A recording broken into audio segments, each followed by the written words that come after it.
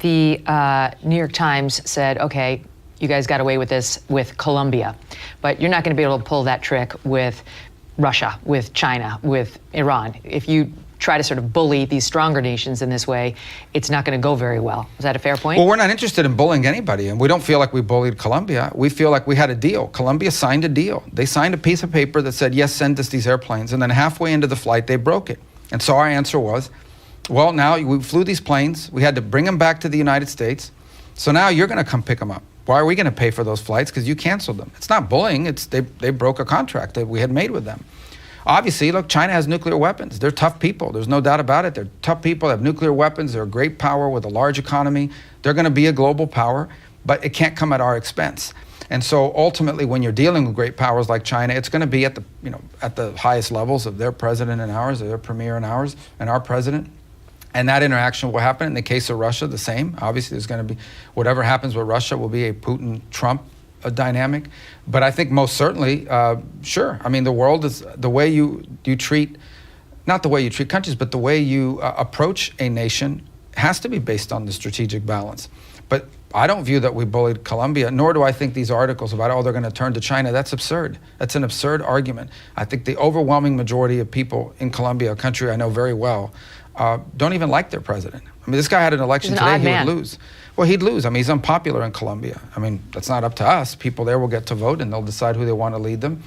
But I think a lot of their people in their business class are like, what's this guy doing? This is absurd. I mean, it's normal that we were deporting people to Colombia just like we deport people to every country in the world. And by the way, if there are illegal American immigrants in another country, we would have to accept them coming this way. Right. So I don't pay a lot of it. Most of the people, unfortunately, that opine on the more I have been delved into foreign policy, and the more I read people who claim to know about foreign policy, the more I realize that a lot of the people we believe are experts have no idea what they're talking about. There's a large delta. What about, you mentioned China. Did you recently have a call with the foreign minister?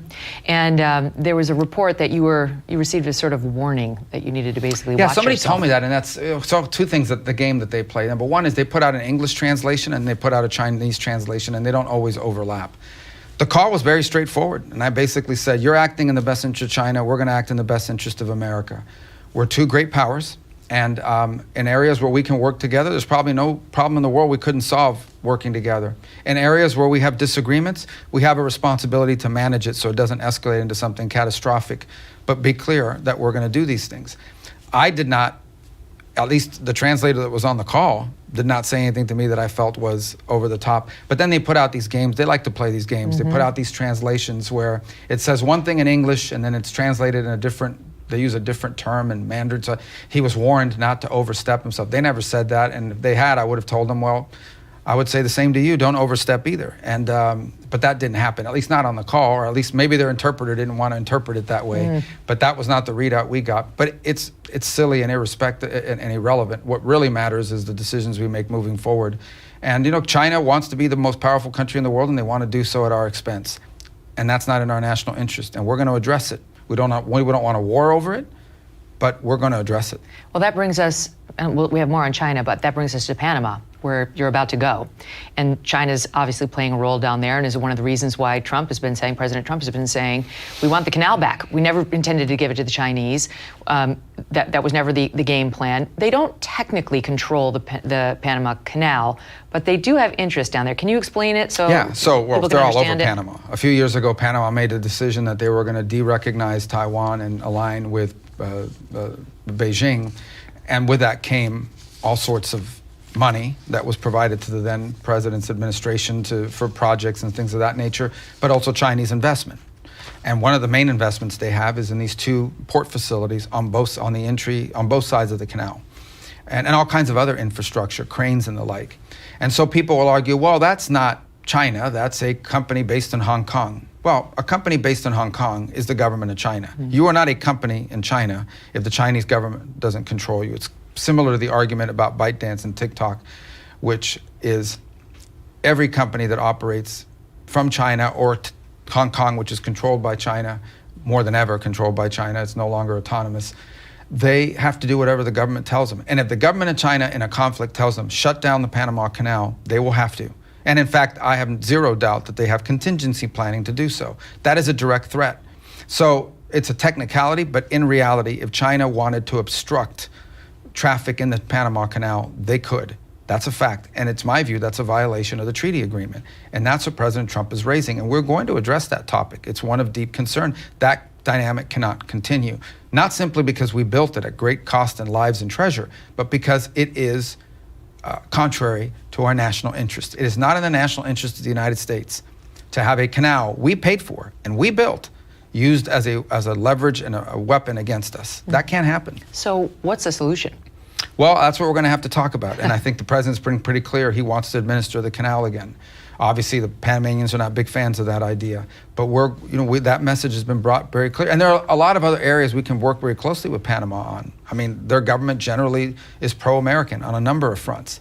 But this is a core national interest for us. We can work together on a lot of things, and there are a lot of things we can work with them on that are very positive on migration, and they can be very helpful on all sorts of things. And I hope we'll get resolution to those very soon.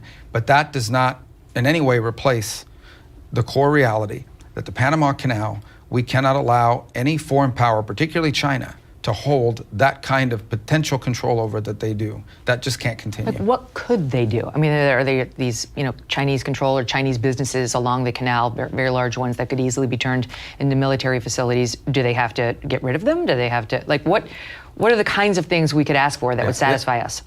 Hong Kong-based companies having control over the entry and exit points of the canal is completely unacceptable. That cannot continue because of the China. And if there's a conflict and China tells them, do everything you can to obstruct the canal so that the U.S. can't engage in trade and commerce, so that the U.S. military and naval fleet cannot get to the Indo-Pacific fast enough, they would have to do it. They would have to do it, and they would do it. And now we have a major problem on our hands. That's number one. Number two, we have to talk about the fact that we built this thing. We paid for it.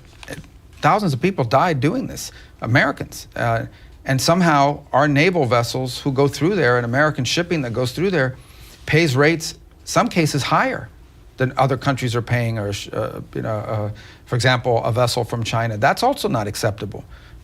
It was a terrible deal when it was made. It should never have been allowed. They're going to tell you that it's set by an independent administrative entity and not the government. That's their internal problem. They'll have to figure that out. But we should not be in a position of having to pay more than other countries. In fact, we should be getting a discount or maybe for free because we paid for the thing. There, too, like you mentioned with Colombia, is there a risk if we play too hardball, we drive them into the arms of the Chinese? Well, I would argue that the canal's already in the arms of the Chinese. So, I mean, that's one aspect I would say. And we can't operate that way. Like, we can't operate in the world saying, well, we can't defend our national interest because if not, these countries will turn to China against us. I mean, we wouldn't allow that to happen. It would be against our national interests. So, but that said, I hope we don't get to that point, right? We have on so many topics, have a very good working relationship with Panama and with their government. And I want that to continue, but we have a core national interest that's at stake. They should understand that. And I think that they will understand that, and it needs to be addressed. And we'll do that. We'll do it in the right forum. We'll do it appropriately. We're not here to embarrass anyone or cause internal friction or problems for them. But I can assure you if it was the other way around, and that was a canal that the Chinese had built, they would be very forceful about it. So we can no longer operate in the world with two hands tied behind our back. People need to understand that Panama's not exactly about Panama. It's about the Chinese, which you've been jumping up and down about for a while, warning that people may not realize just how grave the threat is. And you said something, I think it was at your confirmation hearing, to the effect of, if China gets what it wants in 10 years or so, life could look very different. Like it maybe could be even dramatic faster. For us, for America. Yeah, so I mean, they can today control, I mean, we love our technology and we need it for all kinds of advances. All of that depends on critical minerals at the end of the day, ranging aluminum, cobalt, you name it. They have gone around the world buying up mining rights, and they control not just the mining of it, but the refining and the production of it and the use of it for industrial purposes. So remember during COVID, everybody was freaking out because we couldn't get the masks because they were all made in China. And then we couldn't get this because they were all made in China. We had lost and given away our industrial capacity. This is even graver. This is the rare earth minerals. This is the raw materials necessary for some of the things that go into our most advanced technologies in the defense realm and in medicine. 80-something% of the active ingredients in generic pharmaceuticals in the United States are made in China. We can't make them. So if they decide we're going to cut you off from these things, we'd be in a lot of trouble because we gave away our industrial capacity on those things. That can't continue. That's a vulnerability that we face, and they will use it as leverage. In fact, they are already using it as leverage. For the first time ever, they have actually imposed export controls on critical minerals to damage our national security, but ultimately our technological capacity as well. So it ranges topics, but ultimately, if China controls the means of production for both raw material and industry, then they have total leverage on us economically. And that's the world we're headed to. And I was wrong, maybe not in 10 years, maybe in 5. So, I mean, it's a dicey situation. President Trump knows all this. Yes. And yet one of the top Chinese leaders attended his inauguration. He understands that it has to be played very carefully. We don't want to make an open hot war enemy out of them, but we've been passive for too long. Yeah, first of all, one of the interesting things about President Trump is he's incredibly accessible. People don't believe this, but I mean, if you're a rank and file, not even leadership, member of Congress, and you call the President of the United States, the chances are you're going to get a call back, and you're going to get a call back from him, and you might get a call back that very day, maybe within an hour or two. He's incredibly accessible to both Americans and also to foreign leaders. His policies generally have been, I'll meet with any world leader. You know, I'll engage with any world leader. That doesn't mean just because you're meeting with him, you're giving anything away. But he's willing to engage. In the case of China, there's two things. I've just described one, which is the grave threat that they pose to our national interests. And the other is the mature realization that no matter what happens, China is going to be a rich and powerful country. We are going to have to deal with them. In fact, and I said this in my call with their foreign minister, but I've said this publicly, the future of the history of the 21st century will largely be about what happened between the U.S. and China. So for us to pretend that somehow we're not going to engage with them is absurd. Now, we should engage on our national interests. That is, engagement and concessions are two different things. What's been horrifying is that for 25 or 30 years, we've treated China as a developing country, and we allowed them to continue to do things that were unfair. We said, go ahead, let them cheat on trade, let them steal our technology, because when they get rich, they'll become just like us. They became rich. They did not become like us, and now they want to continue to have these unfair benefits. That has to stop. And they built up their military. Their military, their industrial capacity, but all over the world, their control of critical minerals. Again, I go back to them because buying people up don't land think in the about United it. States. Buying up farming land in the United States in particular as well, because they need to produce food and they want to be able to control that. They're doing it because it's in their national interest. They are doing, frankly, what I would do, well, maybe not the human rights violations, but they are doing what anyone would do if they were the leader of China. They are acting in China's best interest. What's been missing is American policy that acts in our best interest, and that needs to return.